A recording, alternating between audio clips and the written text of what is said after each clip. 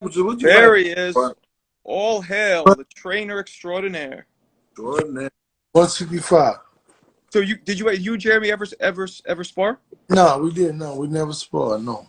Did you ever spar with Ron Sims? Yeah, I did. Yeah, Did you whoop his ass? Please tell me you whooped his ass. it was good sparring. I think we. I don't think we ever fought. We just sparred. Uh, You don't like Sims? Not like Sims. I just like busting his balls. Yeah, I do, man. He was like Air Force guy or something. No, yeah. He's in the Air Force. Yeah. Yeah, he started boxing. He was older than he and was the Alvarez was older than everybody. He Yeah. But like he was a grandpa. He was 25. Right. I know. Back then, that seems so old when we're like 18, 19. Right. He was a lot older than us. Man. 15. I was 15 when I got on the team. You were 15? Yeah. He won that.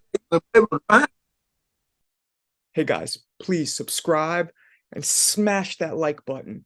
And if there's any fighters you want us to interview or anything else, any questions or comments, hit us up. We're here for you. We won National Junior Olympics. Yeah. I won all that shit. So you guys were both on the Olympic team, right? No, we won the National Junior Olympics. Oh. He was like, but I lost the Olympic trials to Chris Bird. Oh. Yeah. What's up, Mike? What's up, Corey Spinks? So wait, Derrick, remind me, where'd you grow up again? What state? Houston. Texas. You're from Houston. Okay. Dallas. Dallas. Okay. And how old were you when you started boxing? 5 years old. Jesus. And how many, because I think people need to know your background too. How many amateur fights did you have total? Man, hundreds. I can't even count them. That many? Yeah, I mean, I know in all my whole career, well, pro and amateur, I lost like 21 fights or something like that. That's good. Out of hundreds. Yeah. We fought like we when I started boxing, we used to fight every week. Every week we used to fight. Yep. And you would fight sometimes numerous times. Would you ever fight numerous times in one day? Yeah. We did that too. Heck yeah, man. Damn. They softened these kids up like shortly after that, but yeah, man, we had to fight more than one time in a day, man. What you talking about? See, you guys never fought. Like when I was an amateur as well, there was always headgear, right? You guys never fought with no headgear, did you? No. Headgear. Well, when I was younger, they kind of, that's when they first started kind of wearing them, but they really kind of didn't wear them before. I started boxing like 77. Okay. 97, yeah. And then you turned pro? Yeah, in 1992. Same year as Jeremy. Yeah. So we came from. We were on the same. We're in the same 4-year group. Yeah. Group, yeah. Damn, Jeremy. When I met you at Kevin Rooney's, I had no idea what kind of amateur background you had. No clue. See, that's why the internet back then. The internet's a good thing now. It could prepare people. Back then, poof. Yeah, right. You can going all kind of shit, but can't back it up. Right. Nah. So, you fought your pro career, Derrick, at 68? No, at 160, then I fought at 68, then 75. So you kind of move up with the older you get. How'd you feel at 75? I was okay. I felt good. I mean, I was still faster and more athletic than the guys a little bit. Were guys stronger? Not really, because I think my speed and athleticism kind of like, I used to move around a lot, so it was like. Was it a big cut to make 75, or you? Nah, man, I would never, Oh, so yeah, these cats, like, I had to move out of 75 because I couldn't. I was like, I'd walk around 95, 200. Really? Yeah. Yeah, I never had a weight problem, man. I never had a weight problem ever. How tall are you, Derrick? 6'2". Oh wow, you're tall. Right. Yeah. So when you were fighting at 60, you must have been towering over these guys. Yeah. What's funny? Listen, I won the National Junior Olympics at heavyweight, right? What? So the next year, Jeremy won the heavyweight. Yeah. Oh, you won a year before me. I won the year before. I won in 19. I won 80. I lost in the second round. In 87? 87, yeah. Well, what weight? Uh, 75. I don't know. 80. I don't know. See, the first year, the first time I went to National Junior Olympics, I fought 156. Then the next year I fought heavyweight. Wow. I Jeremy, won 189. I wasn't heavy. Yeah. Oh, yeah. Okay. Wasn't like a. I wasn't heavy. Hey, was there any super heavyweights when we was kids? Yeah, I mean, yeah. Edward Escobedo. I know him. I remember him. But I told we was like little kids, like finding junior stuff. Well, he was the super heavyweight on the team. I know that. That's when we were like 17, 18. But Right. No, okay, so listen, Joe Caution won in 87 on our team in the Junior Worlds. But before, the first time they had super heavyweight was in the 84 Olympics. 80, really? Yeah, that's what they said. 84 Olympics was the first time they had, wow. Right. Because I'm just thinking, like, when I fought all my junior years, like, I thought I was the biggest guy. Nah, because I won the Junior Olympics in heavyweight. Then it was a guy from St. Louis named Joe Caution. He won the super heavyweight. Really? He beat Escobedo? Escobedo for 175. Because see what happened, we were from the same place. So they were like, what y'all gonna do? One of y'all you gonna go? It was like, we had fought each other before earlier that year. Like, yeah, y'all gonna fight each other and beat each other again? Why do that? So I went at heavyweight and he went 175. So that's how, and both of us ended up winning the National Junior Olympics. Damn. Right. How long did you fight pro? How long was your career?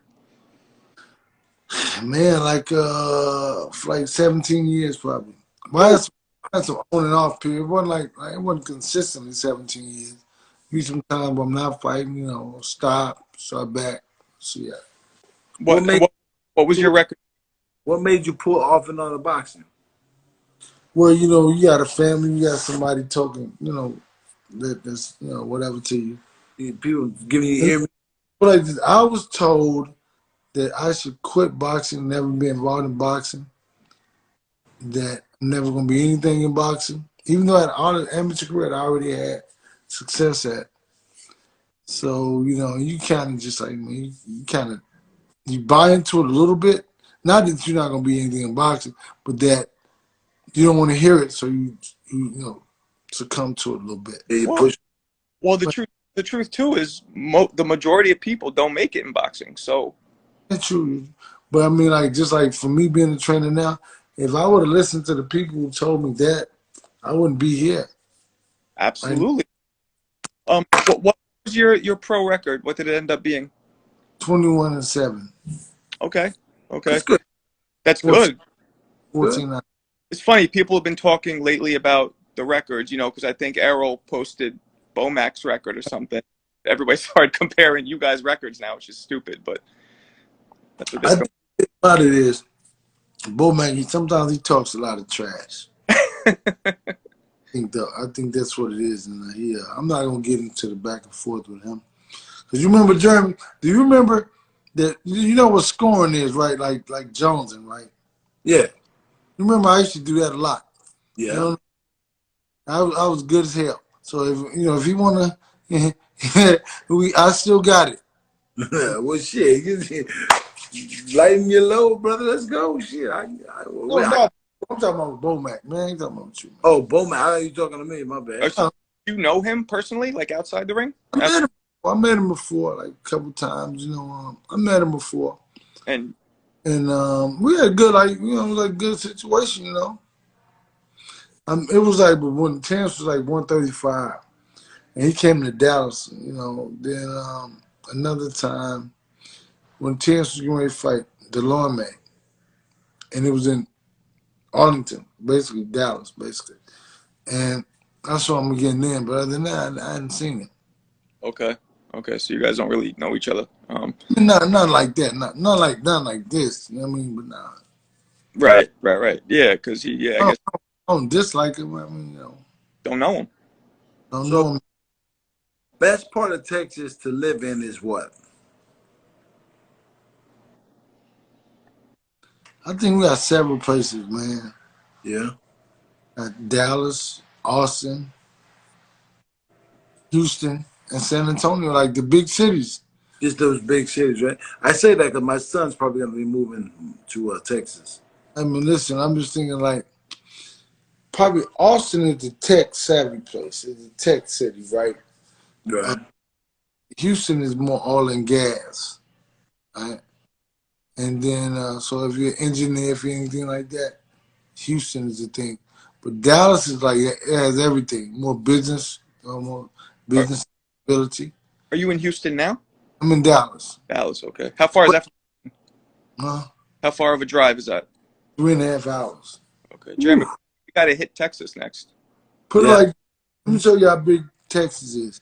From Louisiana, like this border to Louisiana, the Which is city called Wasco.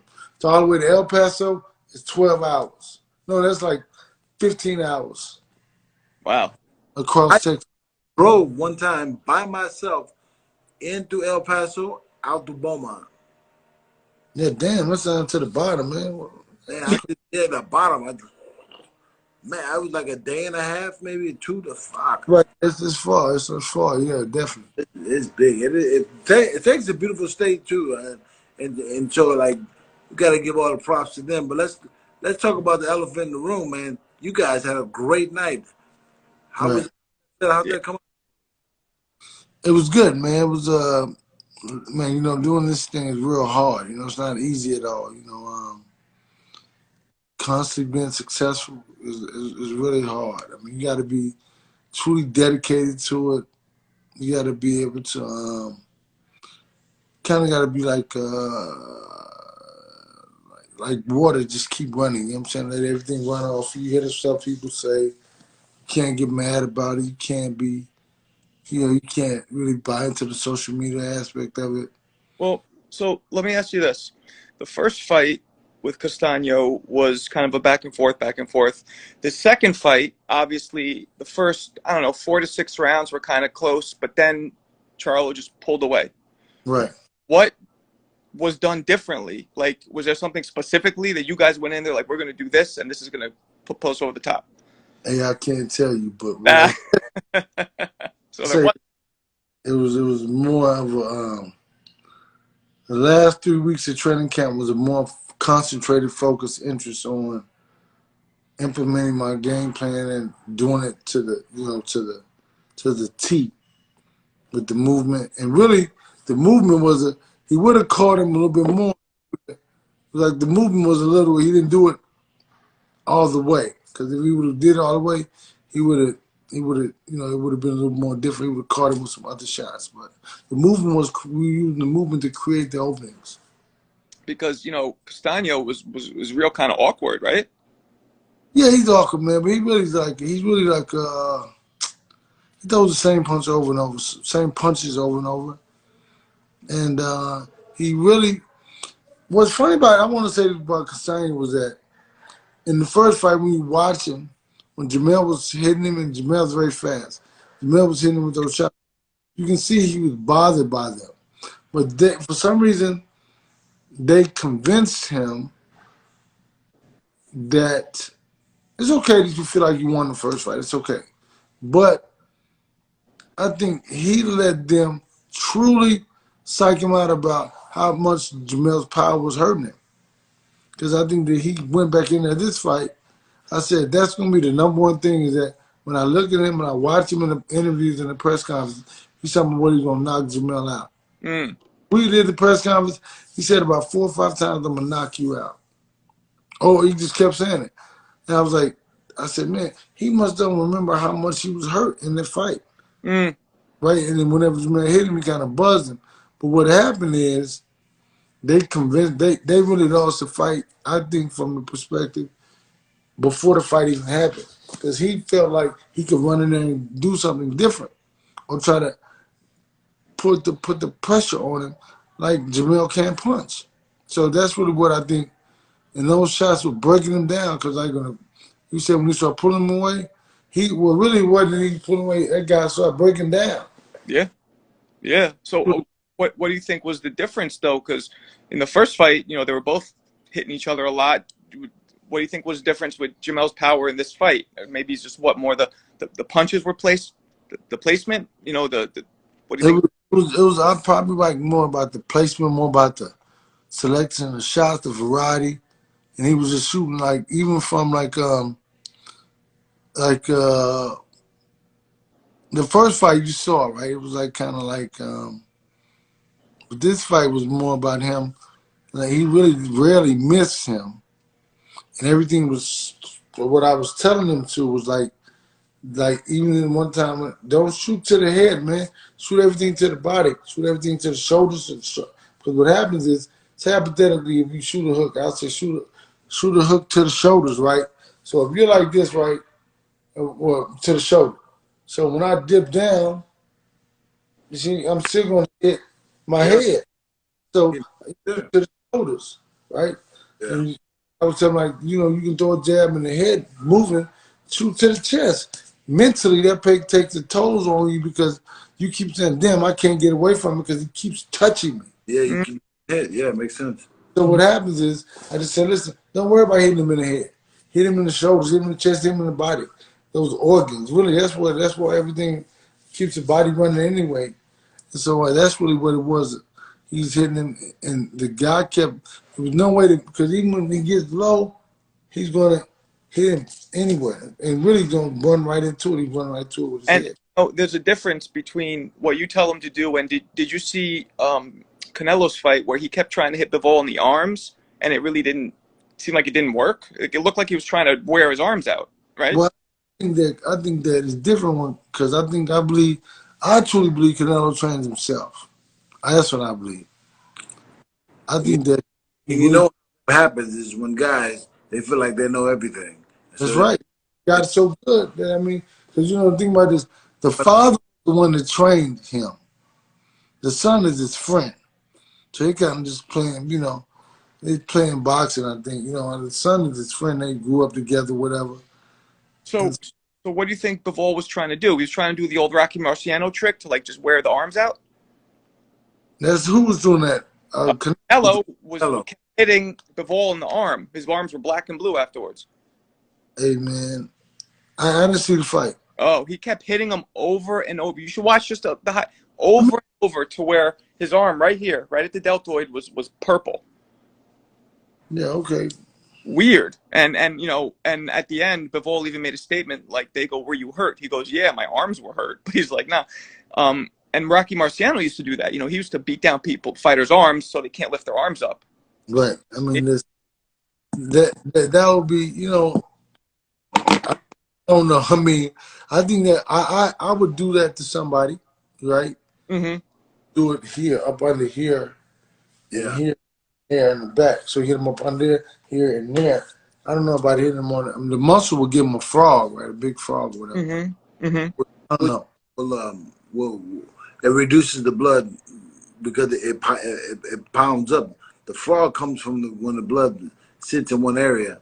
Right. That's reduces that frog. So, I mean, in all terms, like you hit a guy in his arms long enough, it's gonna hurt. You hit a guy in the body long enough, it's gonna hurt. It's just you know what road you're gonna go to. Right. So yes, saying that you had Jamel just touching him, and that was breaking him down. Well, not necessarily touching him, I had him hitting him. He was hitting it pretty good, man. It was some pretty hard shots, some good shots. And yeah, it was pretty good, man. I mean, he broke him down. I mean, he worked him. He broke him down. He punished him. Yeah. When you look at the situation, he punished him, man. Like those inside those body shots and everything he's hitting him with, that breaks him down. It broke him down, man. I'm moving around in my house. Okay. That broke him down. But it hurt him, man. That was that, and that really was what him having to be able. He was a little guy. He really was too small for that particular weight, I believe. Mm-hmm. And I think that or he's just like too small for Jamel. Put it like that. He probably could deal with the other guys, but I think that he's just too small for Jamel. That's what I believe. Was this really important for Jamel because the first fight a lot of people thought was so close? Yeah, man, I think it was important really for him, for me. Mm-hmm. I really wanted. I really wanted him to be successful and win, and and break the. I really wanted him to beat the guy, but I couldn't see it going to the distance. I couldn't. There's no way, like that. I could see him just taking Jamel because he had so much trouble with in the first fight, so that's why I was just assuming that there's no way he's gonna be able to take that power this time. I couldn't imagine it, and and that's really what it was. I couldn't imagine, and not to mention Jamel's counterpunching. He counterpunched so well. Mm-hmm. So well. It was just like every time he threw a punch, it was something coming back. So it was like it was so well, man. He did good. Was that something you worked on in camp, where I give it, you give it, that kind of thing, or? Well, it was like, really what it was like the guy was a counterpuncher. So you just assume I said this, we're gonna counterpunch his counterpunch. Yeah, that makes sense. So, and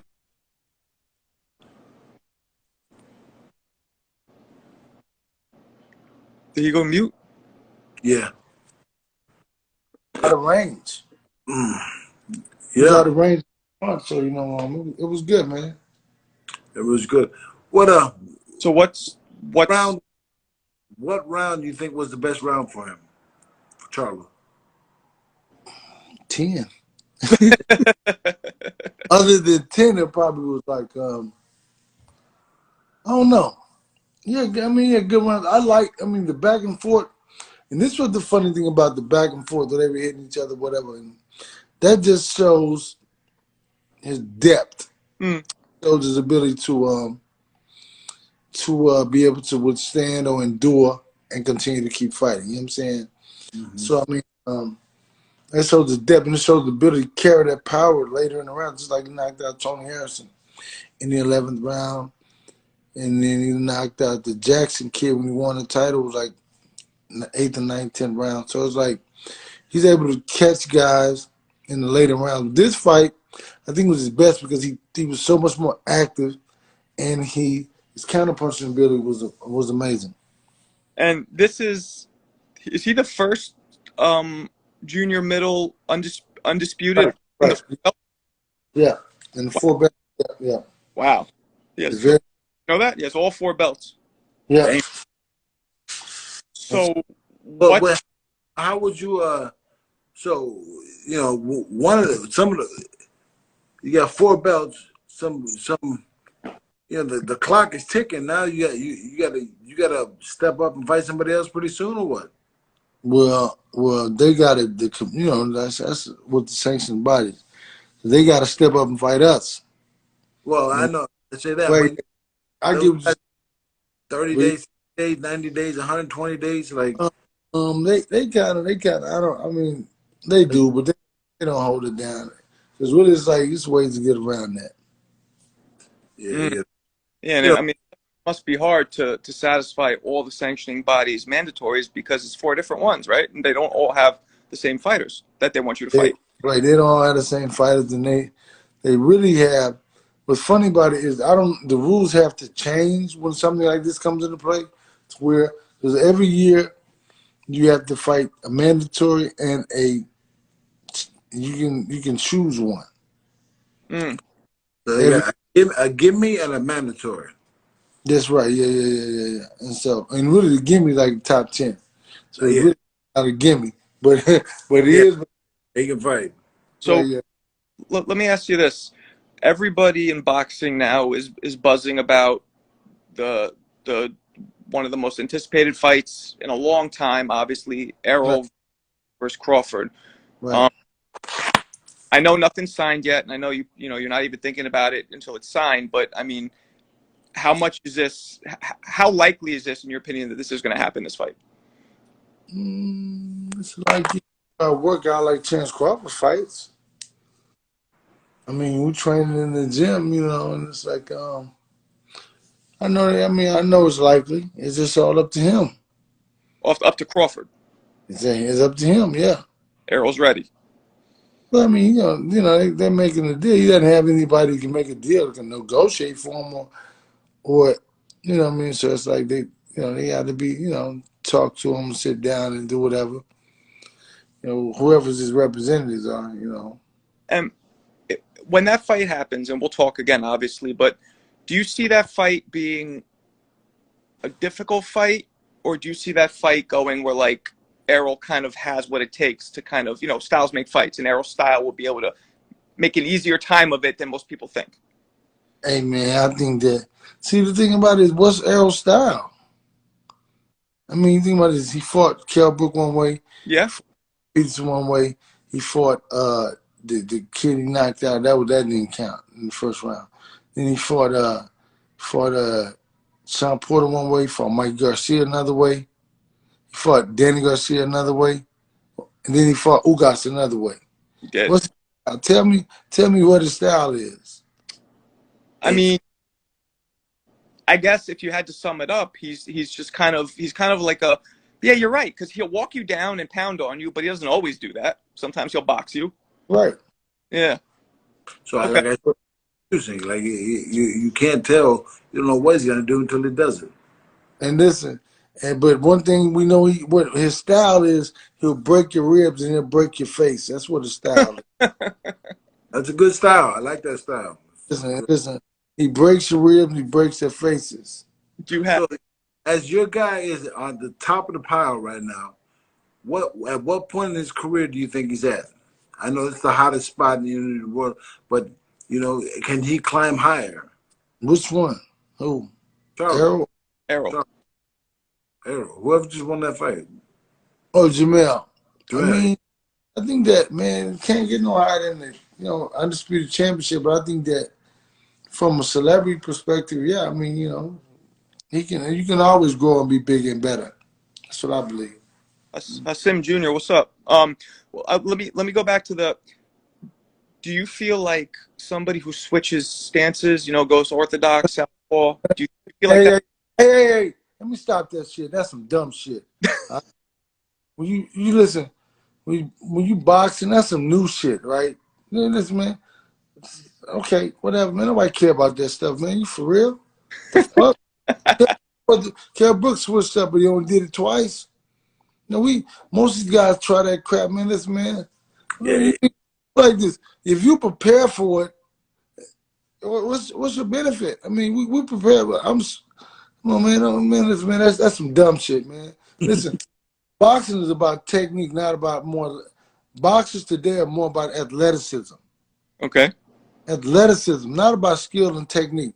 We're not saying Leonard wasn't athletic. We're saying he won with his skills. See what I'm saying?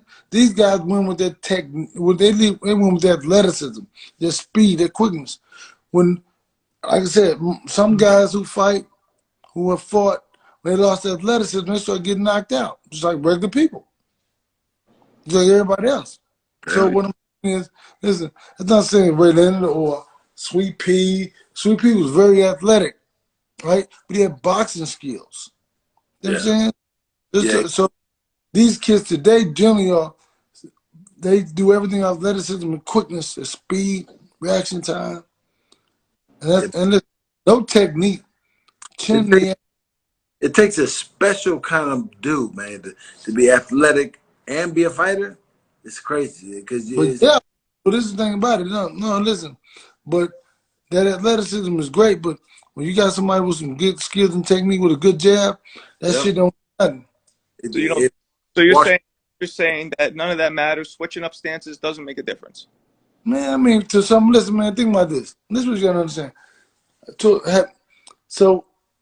To a top tier fighter, somebody who has skills and technique, I don't think it makes a difference. But like to a subpar fighter, it makes a difference. And also, if the corner can't figure out what to say to the fighter to get him back on track, then it's a whole lot of problems. But if the corner is ready for it, right, and the fighter's ready for it, because at the end of the day, you waiting on him to do the shit you want. Okay, wait on that. Yeah. I mean, it's like this. Put it like this too. Nobody's saying he's not a phenomenal fighter. Nobody's saying that. I'm not saying that. I'm just saying that we fought left-handed fighters. We fought right-handed fighters before. Yeah. I mean, like, You fight, you know, you go to the Olympics. You have the pro. You fight left-handed fights. You fight left-handed, right-handed fights. I mean, and if you get one of them, you get both of them in one night. Okay, then it's up to them to be able to deal with what you do or how you react to what they do. It's up to them to be able to react to what you do, to what they do. Do No, you, I do you agree. ever look at the fights almost like, so the fighters are fighting, but then there's also the chess match between you and the other trainer? You ever look at it like I don't care about that, man. that? See that I think about that all the time, right? But from the different perspective of, I mean, I don't care about what I mean. Listen, I don't think about the coach at all. I think about what the fighter does, what he's gonna do. You know what I mean? But that's what I'm thinking about. But the funny thing about it is, I think most people think the other way. Like they think about what he's gonna do. I was like, what I'm gonna do? I mean, I don't care about that. I mean, I think all these trainers are good at what they do. These guys get to this level, phenomenal. I'm not thinking about them. Listen. Somebody asked me a question similar to that years ago, like when Errol was going to fight Mikey Garcia, and I said, the guy, what do you think about it? I said, I think he's a great trainer. I said, but I'm my greatest competition. So what happened was, I said that, I traded that, so now I own that. So I'm my greatest competition. I'm not worried about them. Now they may be worried about something else, but I mean, if I focus on me being the best version of myself, I focus on my guy. Because it's really hard to be consistent. So if you think about Terence Crawford been world champ for like what, 7, 8 years? Mm-hmm. 9. And so it's very hard. It's very hard to have a guy who's a world champ and to be that consistent. But he had 3 coaches also. So Yeah. it's very hard too. Regardless, you got 1 or 12 of them. It's still hard to be consistent as a fighter, consistent as that group, that conglomerate, that group of guys to keep this guy to be champ. Then they had the other guy, Jamel Herring. So it's very difficult, just like Canelo. I mean, they may be whatever, friends or whatever, but I think that, it's still hard to be consistent, to be like me training Jamel and Errol. It's very difficult, man. It's very difficult to continue to be on that level and get these guys on that level. Yeah. So it's like when people see the end result, they say, oh, man, no. Man, you don't know how hard it is, because, see, you got to think about this. These guys become champions, and when they become champions for a while, sometimes they go into other things. Mm-hmm. Yeah. Yeah, makes sense. The hunger goes away a little bit, at least. I don't think the hunger goes away. I think that, hey, man, it's easy. Everybody trying to get to you. They're trying to get in your ear. The hunger changes. Changes. Right. You're still hungry because you're hungry. You stay champion. Right. Become a champion. You want to stay champion. You don't want to say, "Oh man, that was a good fight," but fuck that. Right. I'm a stay champion. So basically, the more successful you're getting, the harder your job is becoming. Hell yeah, because think about the level of consistency. Think about it. And then everybody else, we want to like people to hit me up. We can't wait to see your game plan. Like, goddamn, man, let me live, okay? Don't put that type of pressure on me. It's like, yeah, man, so you always got to think about this. You got different game plans for different fights. Each fight, strategizing, then you got to, so for me, I'm more all hands active. I'm like more moving. I'm introspective to where I would emulate the.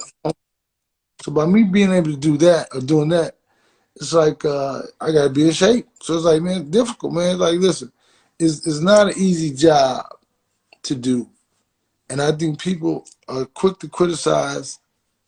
Like I said, I mean, man, and this is what I say. Think about this: to be a boxing trainer, for me, I have to be great every day in training. The fighter only has to be great one day. One night. One night, the day of the fight. Yeah. And a lot of times, it's like you correct until the night of the fight, which you see is a phenomenal fight. Wow. And then there's the payoff after that. That's right, yeah, because it's like and my job is to be engaged every day. If I go into a fight, I'm going training, I always want to be teaching, right? Never working them out. When you're working them out, you're BSing them. You're working them out, you don't have to be engaged to work them out. But Yeah. teach nonstop, correct them, I'm not a fan of my guys either. Like, I mean, please, man, I'm not a fan of theirs. I mean, because sometimes you're so much of a fan, you don't see what they're doing wrong. You only look for the end results. For me, I have to be able to grade them, hand up, step here, step there. I'm non-stop. I'm saying that all the time. Right, right. No, I mean, and it's a big thing, man. People are talking about comparing the fight to Hagler and Hearns. You know, like, they're putting it at a real high level, and I agree, man. It's going to be the biggest fight in boxing, and it's going to be amazing, you know, for everybody. It's gonna be a big fight. It's gonna be a big fight. Two big punches, or um, two punches. You know, I think. Oh, you know, it's gonna be a good fight, man. Yeah, yeah. Two punchers, both smart fighters. You know, Errol's real. I think Errol sometimes doesn't get enough, because you brought it up earlier. He doesn't get enough credit for the technician, how he switches it up. But what it is, funny thing about it. See, the people today. I don't like to say this, but people today are dumbasses, right? Because they'll say you're a phenomenal fighter if you can switch, which is some asinine shit. You only switching because maybe the other thing is not working. You know what I'm saying? Like you want to master something and master it even more and go even further and deeper to that, right? But I think that, you know, and so with him, because he doesn't switch up, because what he does is so slight, so easy, so simple. Listen, man, you put it like this. The fight, Ugas, if you go research Ugas, when he coming back, he beat the kid, Brian Perella. He beat all these young prospects. Then he started beating the mid-level guys. Then he beat the guys who were ranked. Then he fought against Sean Porter. You know what I'm saying? So he was fighting. He earned that spot, right? Mm-hmm. And he fought Sean to a phenomenal fight, right? Some people think he won. Mm-hmm. Then he fights Pacquiao. He sons him. He schools him. He beat him like, you too small for me, man. But then he comes in there with Errol, and he was like, nothing.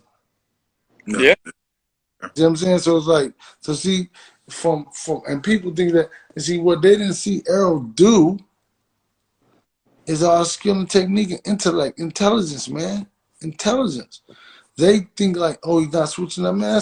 That switching up stuff is cool for some people, but you guys, when you get in there with top level competition, does it work?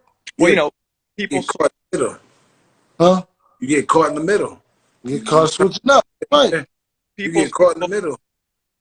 people saw, to a lot of people, they just saw Errol just simply walking him down and Man, nothing. that's what he was doing.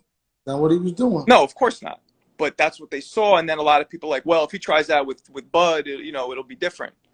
Hey, man, listen, man. I'm just gonna say it like this. First of all, he's throwing over 100 some punches around. All of the punches were hard.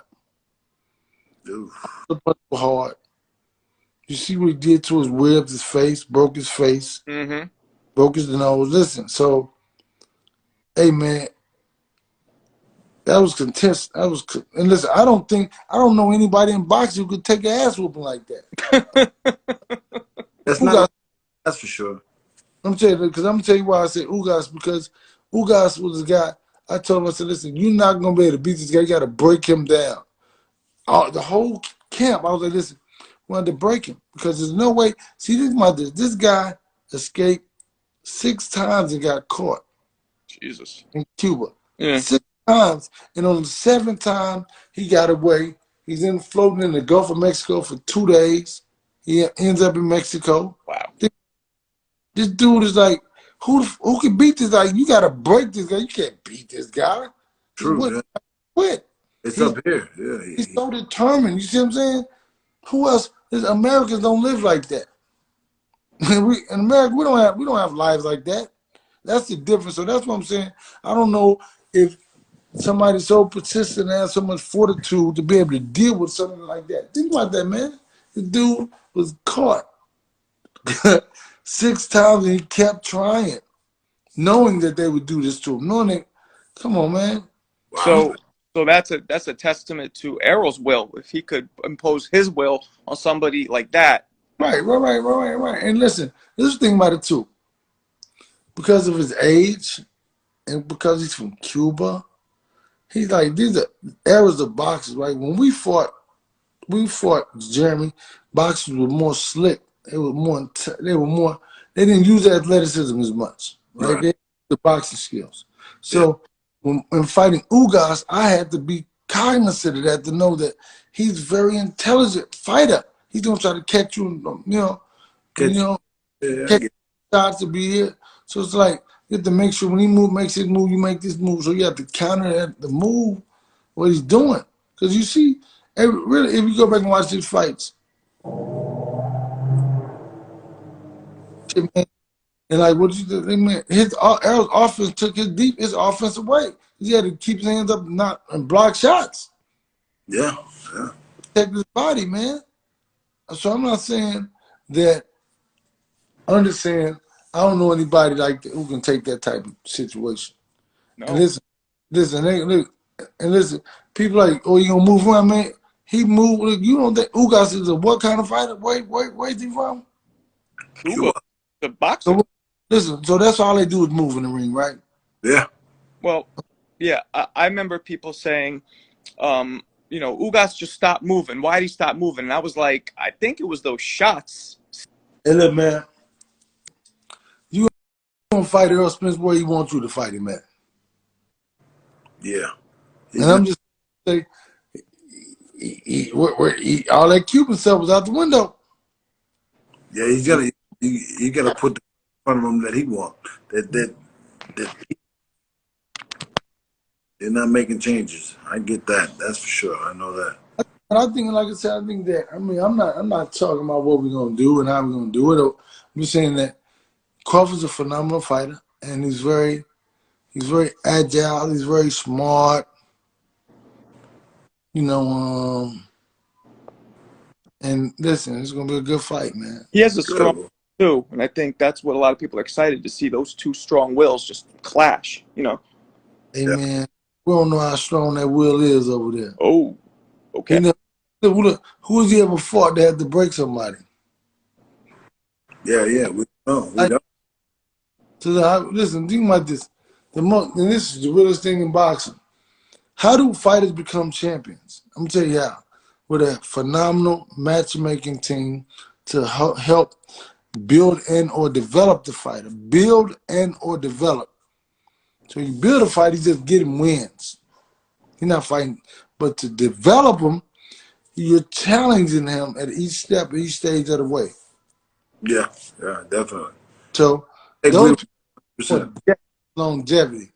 To build a fighter, and I'm not saying he was built, I'm saying that the level of competition was different. So how can we say that? I mean, I don't know. Yeah, we don't know. And we know he's looking phenomenal, but we know that because you think about this, how do you say who's a good fighter? Okay, say you fought a guy who was whatever good and you beat him. But then after you fought him, he never beat nobody else. Right. And you say, okay, well, all right. What about the guys that you beat, but then they kept beating other people and kept and look at, or what about the people you beat and you just took everything out of them? Right. Yeah. That makes sense. So it's like those are three different situations, but they all make the ones that you can tell is a good fight. If you beat them, then you come back and you just get better and beat somebody else. Right. Yeah, but see, some guys, when you beat them one time too many, they're done. Yeah, it's done. Yeah. Because I mean, the gig is up. Yeah. I mean, go ahead. No, it depends on how you beat them too. You know what I'm saying? Like you beat them. If it's winning, you can win, or you can beat a guy. Or you can win, you can knock him out, or you can beat a guy. Yeah, I would rather get knocked out than beat. Right. Really? Yeah. Hell yeah, you get beat. You're not coming back from that shit. Yeah, you beating is repetitive. It's like round after round after round. Man, that's a lot of wear and tear in your body, man. So you psychologically think it's worse to get beat or to get knocked out psychologically? No, it's worse to get beat, man. Look, man. Yeah, getting beat is way worse. But like if you get because the wind turning about it, you beat, you sleep like, huh? You wake up in the middle of the night, goddamn. See that right hand, that hook coming at you. You know what I mean? You get out. It's one shot early, late, It's middle. over. It's So, done. You get beat. You get beat every round, and it's mentally. whole night. And then in your mind, you're like, man, why I can't beat this guy? Then Yeah. you start on yourself. Yeah, I mean, no, and what you were saying was right. Spence's resume at 47 is definitely deeper, and he's beaten, definitely a deeper resume. But Not even at 47. Go to all the other 35 or 30, whatever the way. Look at the whole thing. But listen, think about this. If you think about this, we talking about the difference between beating and getting knocked out, look how Bernard Ogden beat Phyllis Trinidad. Yeah. Let's think about this. That was a horrible because everything he had done his whole career meant nothing when he fought that guy. Yeah, Bernard Hopkins took it. Mentally, he's questioning himself like, damn, he never. Broke him. Yeah. Everything he had up, the way he dominated people and beat people, knocked people out, none of that meant nothing when he fought Bernard Hopkins. no, Because everything he had done to beat everybody else was like, what the hell? So mentally he's lost. It's destroyed mentally and emotionally because boxers are very emotional people. yeah. So, yeah, man, he was destroyed mentally. What percentage would you say of mental is boxing? 95. Yeah, that's a lot, man. What do you think, Derek? I think that, shit, man, it could be like 95, 98 because, I mean, the physical aspect is something too, but I think that the mental, man, mental is like, you don't know what it takes to get a guy in the ring, to get him in a fight, to get him in the ring. I mean, just depends on, man. I don't know. So it's a lot like mental. If you're not fights, I lost 4 fights in my career. All 4 of those fights I lost, before the fight, I knew I lost. I already knew it. I just went out and let that happen. Yeah, you can't win. I think you win a fight in the training camp. You win or lose a fight in training. Really? There's nothing you can do in a fight to change it. It's all about preparing, I think, for the fight. Before the fight, you have to be prepared for everything. I think that. Wow. I'm telling you because, like, if it's something, it could, it's like it's nothing. If you prepare 1,000% for this guy, there's nothing he can do to throw you off, right? But if you not prepared, training not prepared, a lot of times people get into the hype of who they are, the hype of the level of success they are. For me, man, I work like I can lose my job every day. Mm-hmm. It's very like I train my guys like it's not solid. It's not there. You can fire me any day. I've been fired before early in my career, Mm-hmm.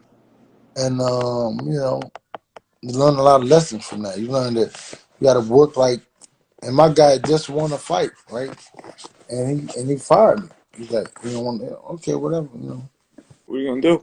What So are you gonna do?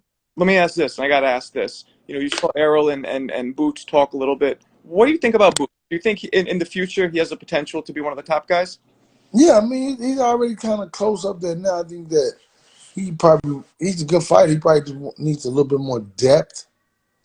And maybe he's getting it in the gym, you see what I'm saying? And not in the fights. So just a bit. I think he's a good fighter, man. I only seen him fight like maybe once or twice, but he's a good fighter. He has a lot of buzz behind him. I mean, when I saw him, I was very impressed. He just Right. I think he's good. yeah, and the size and everything. I don't think he's gonna stay at 47 too long. He's almost 6 feet. But No, he's not almost 6 feet, man. He got the most shoes on. oh, really? Not taller than Errol. He's as tall as Errol? No, I said not. Errol's like 5'10". And Boots was shorter? I think he is. Oh, I didn't know Errol was 5'10". I thought Errol was like 5'8" or 9". Okay. About 5, maybe about 5'9", 5'10", something like that. Okay. Yeah, I heard. And is how is Errol comfortable at 47, or do you think he's going to go up after this? And man, he gonna stay there for whatever he want to stay there for. You know, I mean, this one is something he wants. You know, so you Right. never know. Right. Right. Okay. Yeah, because there was always talks of him. You know, it's hard for him to make weight at 47, and he used to. I heard he used to play football. He used to be 200 pounds. I don't know if any of that's true, but No, I don't know about that. Now, I mean, he played football, but I mean, not in the 200 pounds. I'm sure. Uh, what's next on your docket with your fighters, Derrick? Frank Martin. Frank Martin's fighting June 18th in Houston. okay. Frank, and what's that? 54, 56? 35. 35. Okay. Yeah, So how many fighters do you have now total? 5 of them. I trained 5 guys. Okay. That's done. No more. No more? No, well. No, you wouldn't take on. That's a busy day, though. 5. Whatever. Man, it's at some of my limit. You know, it's like you can't. I mean, you know, really, you can't be effective. Be great, I think, with training more than that. And I like what you do, how you keep the gym private. You know what I mean? You keep everything focused. Right. I mean, it's not a party, man. It's not. It's like you come in here to work. We don't need, you know, not playing games. I mean, it's not a show and tell. You bring your whole run out, man. You know, people at home. If I worked at McDonald's, my family ain't coming to the gym with me. Hey, help me with them fries, cuz. Yeah, that's right. Yeah, come on, man. Nah. So it's like, nah. It's like I think that we want to be able to get away from the situation. Go to work, go to the gym, and be done with it. Yeah, you treat it like your jobs, and you know, Right. respect it like a job. That's good. That's good. Well, we've been on the phone with you for an hour, man. We appreciate it, brother. Thank No you. doubt. Yeah, man. Good talking to you. Let's after the fight's official, let's talk again. Right. Yeah. Yeah. All right, brother. All right. Take care. All right, man. Peace out.